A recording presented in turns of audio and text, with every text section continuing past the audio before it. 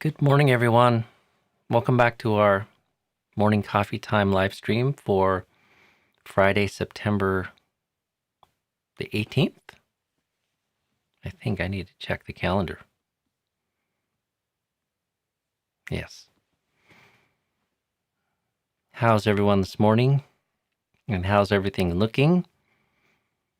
We still have our smoke with us outside here at the Hermitage, and conditions actually got slightly worse yesterday for a little bit as some of the wind was pushing the smoke out of the Willamette Valley up the gorge.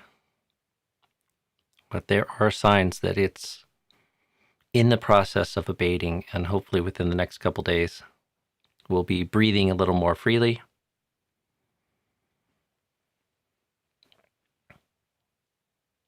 The last few days, it's been especially strange, the confluence of these fires and the smoke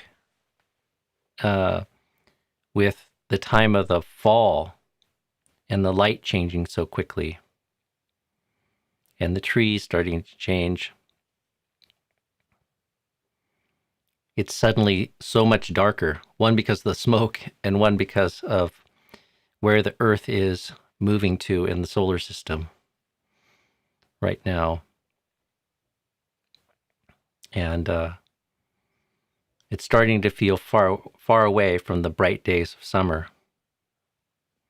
So in fact, when I was just preparing for the live stream this morning, I looked out the window and the burning bush that is in the garden is starting to show some red on the top.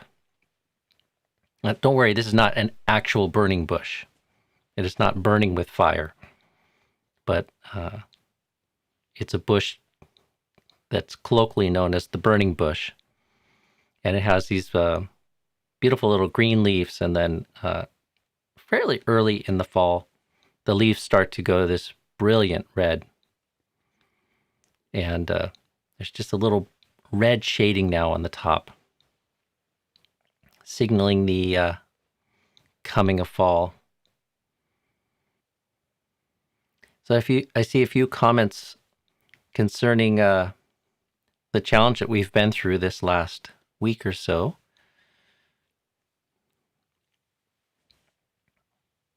Being inundated with toxic levels of smoke on top of a pandemic. It's like heaping one challenge on top of another. I've often thought since the pandemic started how the experience would be without the internet. I wonder how people would have fared this last 6 months, I guess it is, almost now, without the ability to do something like this, or, all these Zoom calls and conferences and connecting with friends, and the kind of silver side, or the shining silver lining. I'm tripping on my words this morning. This silver lining in the pandemic has been a massive outpouring of Dhamma and online events that would not have happened otherwise. And I've often wondered how people would have coped with the restrictions of the lockdowns and the restrictions of the pandemic without the internet, without Netflix, without their Netflix or YouTube, or all the various things that occupy people available on the internet. I think for us in the Dhamma community, the ability to attend virtual retreats and to drop in on chanting and meditation sessions and a literal explosion of online content from people that are otherwise unskilled and reticent to sort of put themselves on the internet, myself included.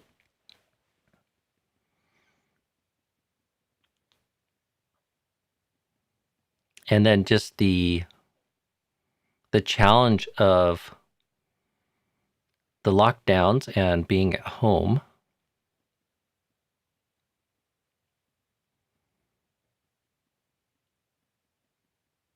quite profound in and of itself for such a prolonged period of time.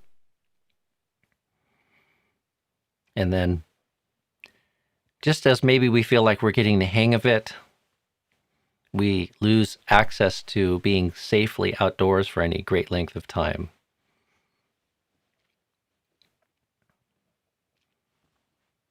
It would be nice to think that this is the final exam for 2020, just to see how patient one can be, how well one's powers of patient endurance are. But we are still in the 9th inning of a 12-inning game, to use a baseball analogy. So who knows? Maybe it's not yet the final test for this year. But it would be nice if it was the most profound one.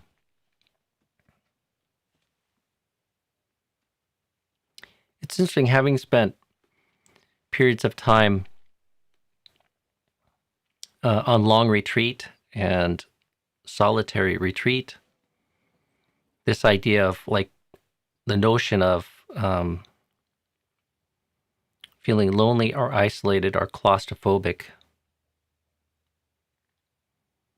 it does seem apparent to me that humans don't thrive in isolation. There are skills that we can develop, but to be shut up in a box with no windows and limited contact with the natural environment and other beings, not just other human beings, but other beings, animals, the sounds of birds, the sounds of nature.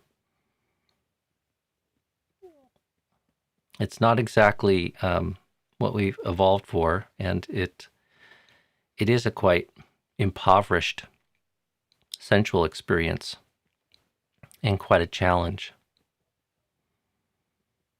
And there's times that I've been, due to the weather, or sometimes driven by idealism, to see how long I could just stay in my hut and meditate. I oftentimes find myself finding the limit of what feels truly skillful and healthy. So like these last several days, I've made an effort still to go outside. Fortunately, we have a few N95 masks here, and I've been trying to go on walks still every day and get some exercise and spend a bit of time in the forest. And with the mask, it's felt quite safe and quite healthy on many levels, not just to sit inside.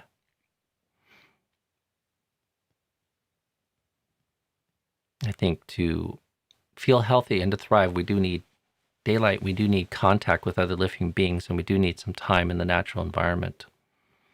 And ever since the pandemic started, I've been trying to make sure that I stay a little bit focused on that, to nurture well-being and maybe give some support to my immune system.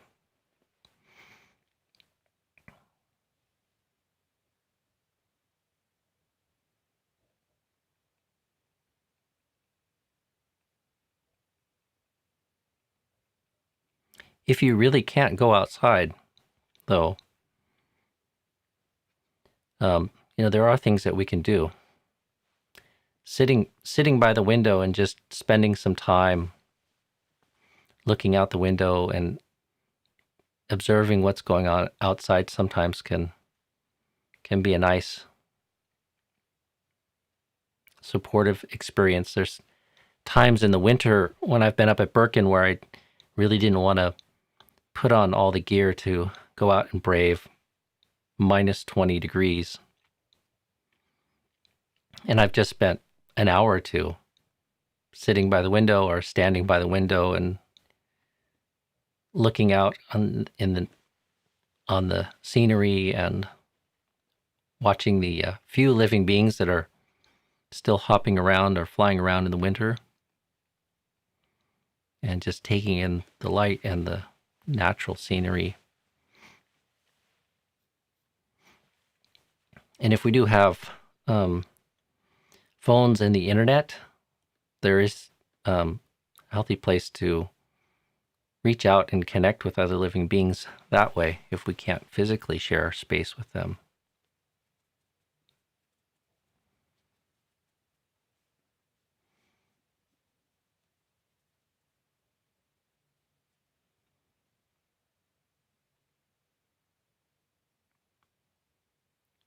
And when I think about practice these days, I often talk about the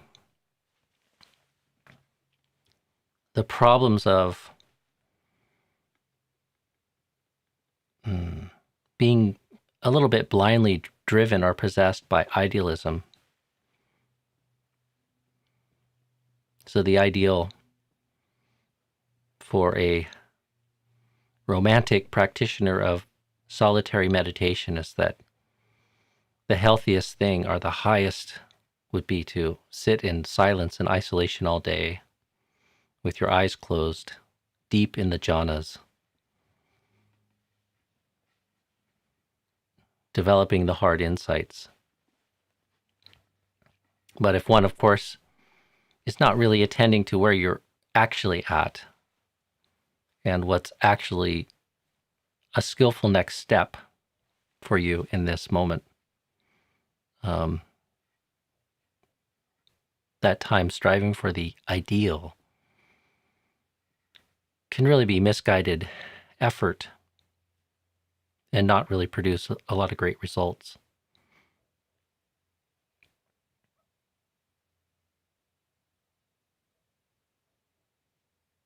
This was especially a problem in my youth,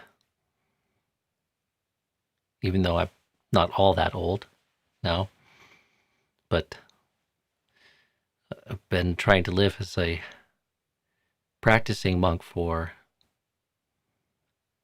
few years short of 30 years now. So in my early 20s, that was certainly more a problem. I was in a hurry to get enlightened and full of all kinds of faith and romantic notions that mostly did me well, but also got me in a bit of trouble in the sense of just wrong efforting or not really taking a very balanced approach to practice. And that notion of being able to sort of be patient and balance the faith and the motivation and the idealism with the actual, which is where you're at today, and what makes a sensible next step, or what nurtures balance in all areas of your life and all areas of your practice, is fortunately like something that has matured a little bit in the last couple decades.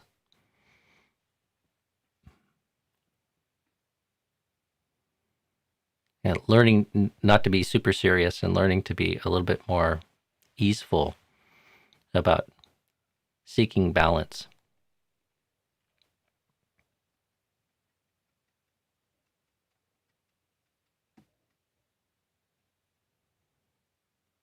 And in particular,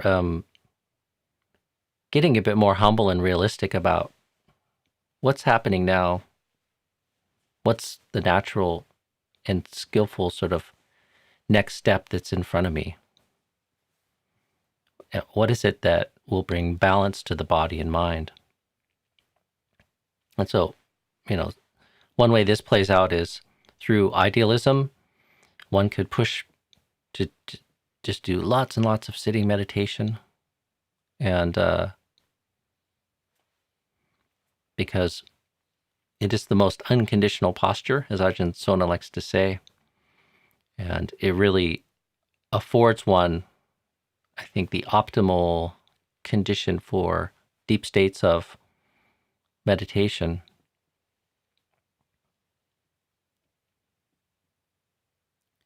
But unless one is really skilled and the conditions are profoundly good for seated meditation, at some point one needs to take a break from that, change posture, do some standing, do some walking.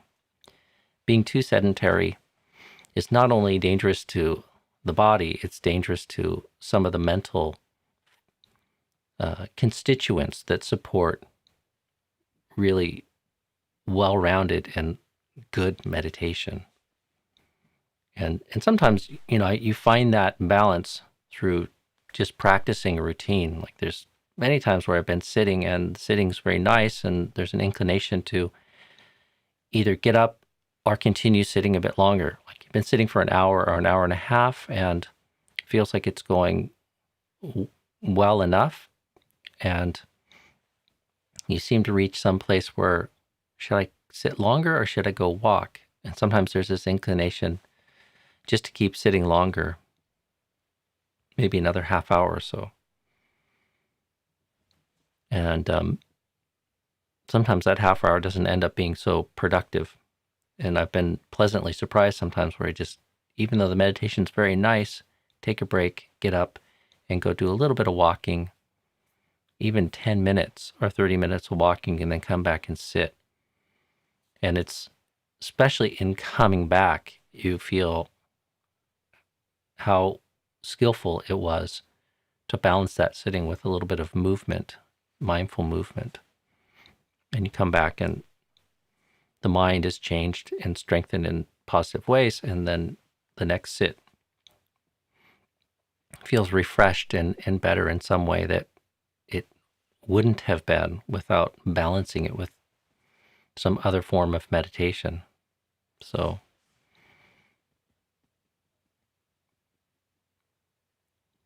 but there was a question from a few days ago that Sumana brought up today that made me think of this theme of balance. And it's a bit of a tricky question, I would say, because it's kind of mixing the realm of our spiritual life and our spiritual motivation with the karma and the commitments that we have to relationship. Years back, when my husband and I were at odds about entertainment events I did not want to attend, that seemed contrary to the path. A lay teacher told me to attend as an act of compassion and generosity. I saw this as having some truth, but it never sat quite right. Comments.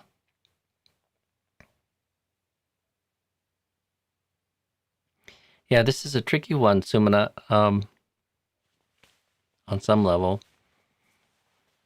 It's just this kind of gray area where we have our motivation and our commitment to our spiritual life and Dhamma practice to balance with the commitment of relationship. And for people who weren't here a couple days ago, this probably comes in the context of conversation about the importance of being able to set aside one's own preferences and desires for the benefit of another as an act of kindness and as an act of relinquishment and as something that creates more frictionless and harmonious relationships.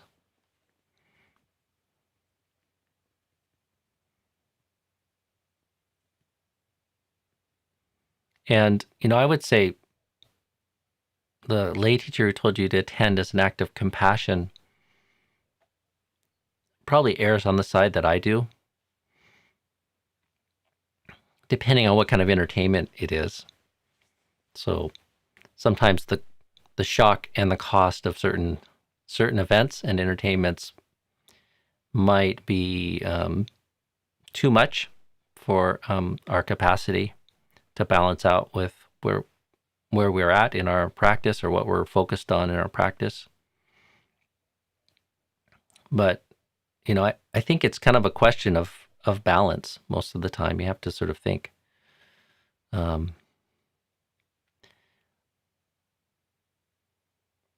it is that you can balance those sort of things and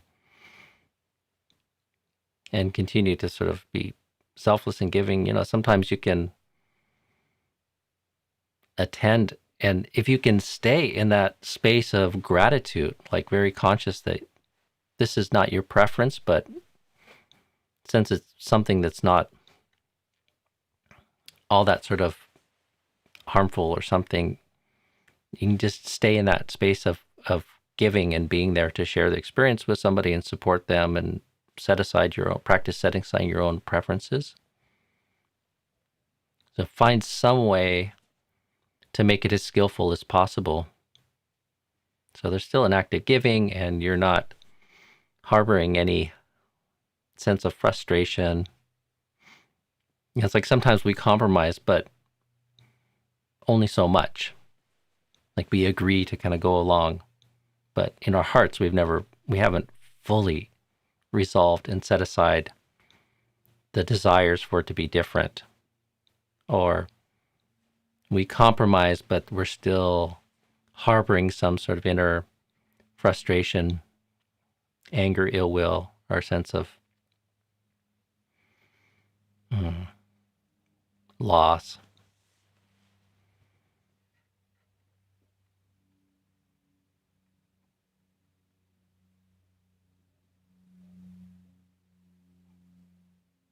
So, with a heightened sort of sense of awareness, one can kind of purify the gift and purify the act of relinquishment that might be called for in such a situation.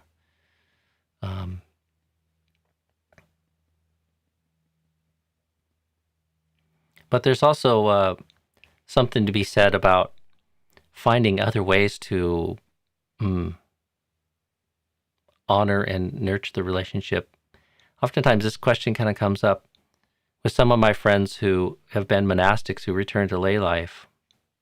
There's many people that come to the monastery inspired by the monastic life and spend a period of time, sometimes months or just a couple years, and find out it's not right for them, or there's other things in their life that are making it difficult to continue on in monastic life, and they return to lay life, and yet they're trying to live their life with a focus and intensity in their practice that approaches the monastic life, and they're constantly finding themselves at odds with their friends, their co-workers, their family. And in some sense, the worlds we find ourselves in and the relationships we find ourselves in are not as suitable as one would like it to be. We're not always enjoying the best of environments or the best of conditions to support maybe the level of intensity or motivation that we have in our practice. And that's tricky. But, in such situations, we really, in the immediate moment, just have to make the best use of the situation that we have. We don't want to be completely blind or apathetic about seeking better conditions, but you're never going to have perfect conditions for practice, even if you are in a monastery, even if you are a monk or a nun, even if you can set yourself up in some rather idyllic retreat situation.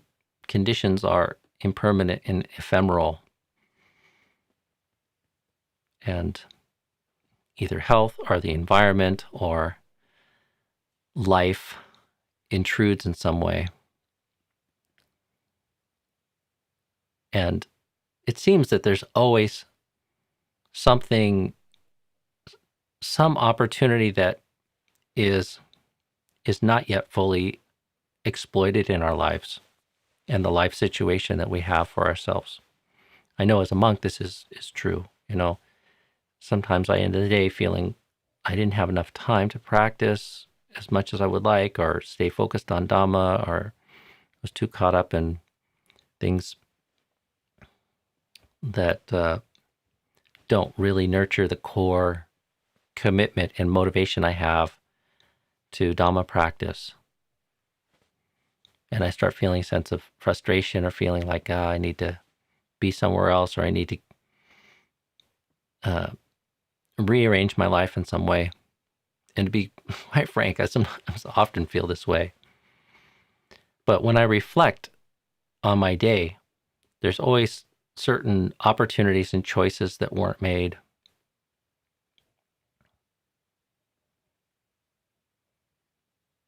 And I have to admit myself that there was a certain level of heedlessness around making the most of the conditions that I actually have.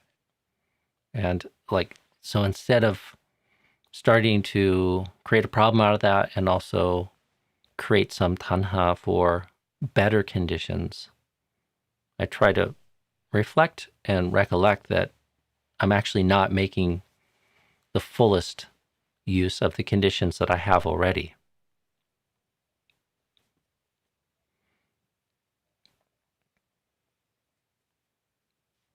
And I found reflecting like that can be very helpful in guarding against developing a sense of frustration or even slipping into sort of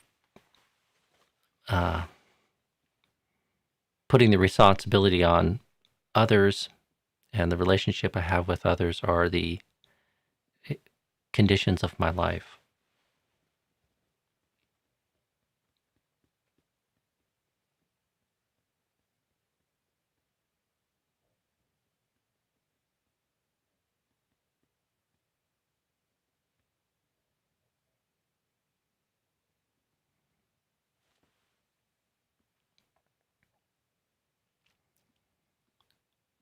One other dimension of this, though, is on some level we shouldn't be afraid to make choices and changes that best support our desire to practice, and that might mean not compromising too much. And in relationship, that can be difficult.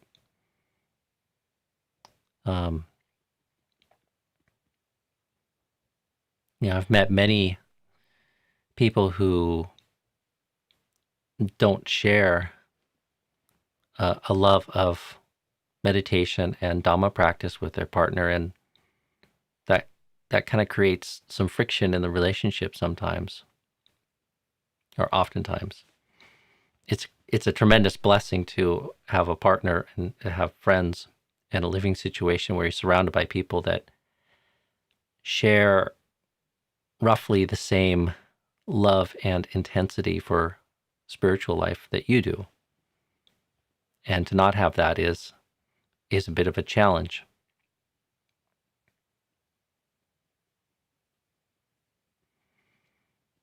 And part of how that challenge has to be met is, of course, by making some careful choices.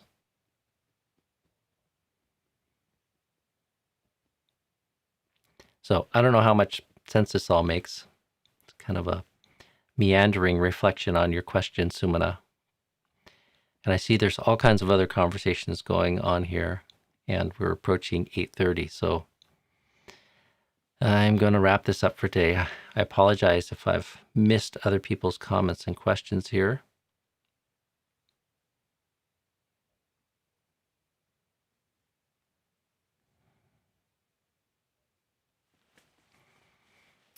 We'll have a break tomorrow and Sunday from the live stream, but I'll be back Monday, and hopefully you all can join me. And feel free to bring your questions forward to Monday.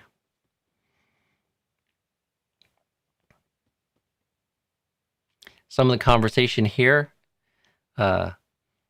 is celebrating the very good news that I received, along with many of you yesterday, that Sister Mon at Birken Monastery received the good news that she has been granted permanent residency in Canada after I don't know how many years of effort. This is tremendous news, both for her and Birken and people of faith in North America. She's a wonderful person and a wonderful teacher, and gives a tremendous amount to making Birken what it is, and has done so for quite a long time now. So just want to share my hearty congratulations and appreciation that things turned out the way we wanted them to there after a lot of work and a lot of effort. So congratulations.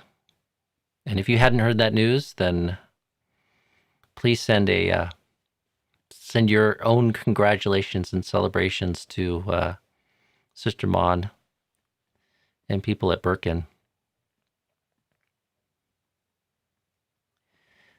All right, I'll leave it at that for today, friends. So thanks for joining me, and hope you have a good weekend. And hope the conditions continue to change for us here with a bit more fresh air and a little bit of rain maybe, and hopefully we can balance out all this indoor time we've had the last week or so with a bit more time out, connecting and sharing with living beings in the forests and the outdoors. So be well. I'll see you all on Monday.